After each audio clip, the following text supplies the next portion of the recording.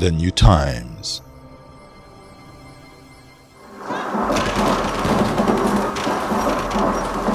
"21 years ago, more than 1 million Rwandans were brutally murdered. In just 100 days, innocent men, women and children were killed simply because they were Tutsi. The 1994 genocide against the Tutsi that began in April was brought to an end by Rwanda Patriotic Front, RPF, in July.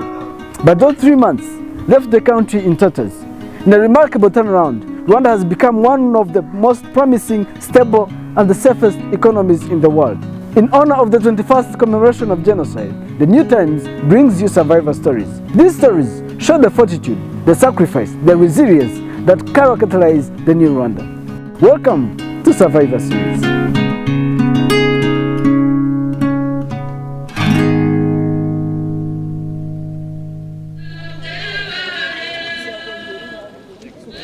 In Rwanda, thousands of people have since 2009 walked in remembrance of over 1 million people killed in the 1994 genocide against the Tutsi. For the last 6 years, the Walk to Remember has attracted high-profile people, including President Paul Kagame, the former British Prime Minister Tony Blair, UK Foreign Secretary William Hague, among other international and local officials.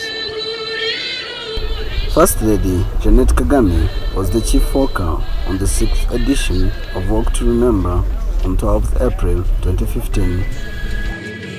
Over 40 countries across the world have hosted the Walk to Remember, but the question remains, who is behind the development of an idea that has united the young and the old in commemoration of genocide victims in a unique, working way? The people behind the Walk to Remember are the youth of Rwanda. When someone talks about Walk to Remember, Yeah. Marc comes first at some point. Yeah.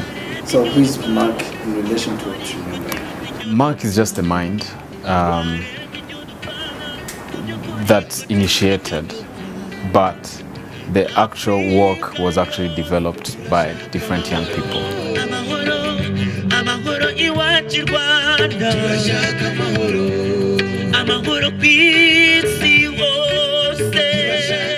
Aged 6 years, Marc Gwamaka and his family returned to Rwanda in 1995 after spending many years as refugees in Tanzania, where he was born. You know, starting to watch TV at that point in time, I could see destruction all around. As a child, that affects you, and that affected me. Growing up in Nyamirambo, Kigali city suburb, Marc saw all the emotional and the physical wounds that his neighbors suffered. It's a sad thing when you're like 6 years of age, and when you come back home, your parents have told you that the land is of milk and honey, and now you're 6 and you're seeing somebody who is supposed to be your mother crying. It's something that touches you somewhere. Even if you don't understand a lot of things, but one thing you understand, that there is pain in people's eyes. Like, you can tell when somebody's crying. You can tell when somebody tells you, I lost my mother. So that was the thing that I grew up in after the genocide, and in my heart, I wanted that it never happens again. In 2007, Marc and his childhood generation formed Peace and Love Proclaimers, otherwise known as PLP, an organization that was aimed at fighting genocide ideology and educating the young generation of Rwandans to take a step against genocide. However, being part of this organization was not enough for Marc. In 2009, he felt he needed to do something different. I was 21 by then, and then I was wondering, in order for people to know about genocide, and then they do something about it, what can we do? How can we make people ask questions? Like, what are these people doing? Or why are you walking? Presenting the idea to his colleagues in PRP, majority bought into the idea, yet still others did not. I went to meet various stakeholders whom we talked to, and then we told them about the work.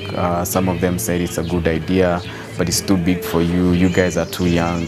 We thought we could also get some funding from different people, but it was impossible because no one had seen it happen. Regardless of the little support, Marc and his colleagues never gave up on their dream. We understood that this was our dream and our vision, and we said, no, we can't just let it down like that. That time we organized other young people, mostly from high schools and a few from universities by then. We started raising funds to make the first walk happen. When I say that it's a walk for the young people and by the young people, it's that fact that I mean, because we raised some around 2.3 million Rwandese francs to be used in the walk. It is always such a dear pleasure for me to visit Rwanda. Only a few other institutions believed in Marc and his young fellows. Nonetheless, the 2009 event was a success. Sulfur Rwanda was very essential. They gave us water and they gave us candles. They are among the few people who believed in us. Slightly above 1,200 people turned up for the first walk. We walked from Saint Famille to Kigali Genocide Memorial, and that was the first walk. The event went very well. From there we had different people tell us that was good. New Times covered the first walk to remember. During the Walk to Remember events also involves the reading of 100 names, each representing 10,000 people that are thought to have been killed each day during the genocide. And lighting of the candle as a sign of commemoration, as well as lighting the hope and the unity for Rwanda's continued generations. The 2009 walk was the turning point. It cleared all the possibilities of bigger dreams, pulling attention of various stakeholders and numerous sponsors coming on board. Welcome to my office. This is my team. This is the D. Following this success, Marc received various phone calls from different stakeholders congratulating him.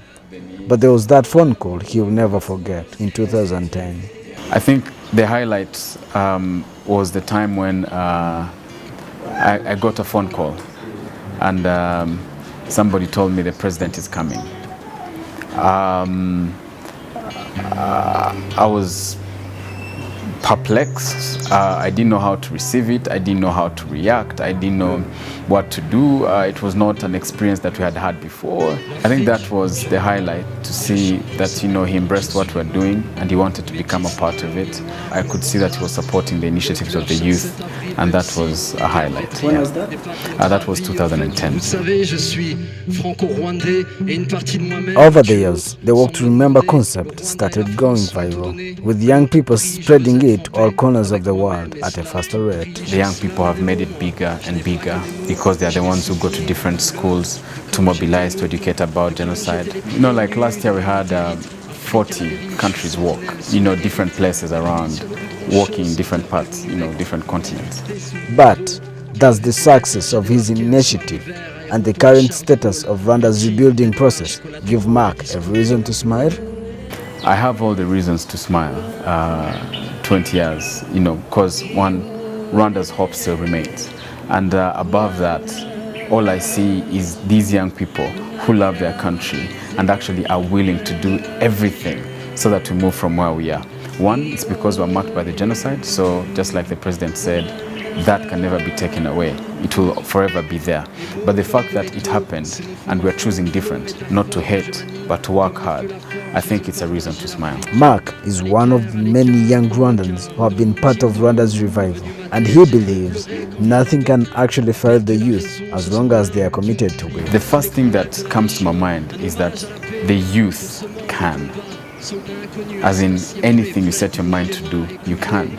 Marc's idea has been part of building a united, committed, and patriotic generation of Rwandans. However, he humbly admits that it's not by himself, but by entire Rwandan youth. Knowing that it's not my effort that these things are happening, but it's the effort of all the Rwandan youth, that also makes me very happy, because I know it's not all about me, but it's all about us. The Rwanda we're building is a Rwanda for all Rwandans, and whichever thing that starts up, everyone takes the initiative to move it forward. So that makes me so happy. The new generation, and mostly those who never saw the genocide, those who heard it, those who are not there when all these things happened, one thing they need to put in their mind and know is that they are the hope, they are the today, and they are the tomorrow of this country. And that being said, the decisions they make, the lives they live, should determine that actually when the grown-ups leave this country in our hands, we're going to move it forward. First, they should embrace to be Rwandan. They should all be Rwandan, at heart, mind, soul, everything. Because if we are Rwandans, then nothing can divide us. Two, we should work hard to make sure that what has been built can be maintained, but also to bring in more to what is happening now. The new Rwanda should know that our parents, those ones who are building Rwanda today, never got the chances that we have. But now we have these chances, never got the chances to call a country their own. But now we have a country. So that should be used as a milestone to actually make even bigger things. We have the brains, we have the schools, we have technology has been availed to us. Working hard should be our passion. It shouldn't be just, working for the sake of working, but we should be running while the others are walking.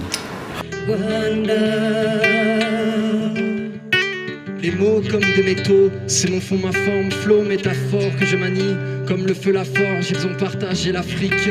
À l'équerre, à l'écart, dans mon quart ou dans mon tiers de monde. Devenu ma terre, j'ai trop pleuré quand mon peuple a perdu la raison. Ce sont nos larmes qui ont rempli tous les grands lacs de la région. Un hommage à la paix pour ce mort au combat.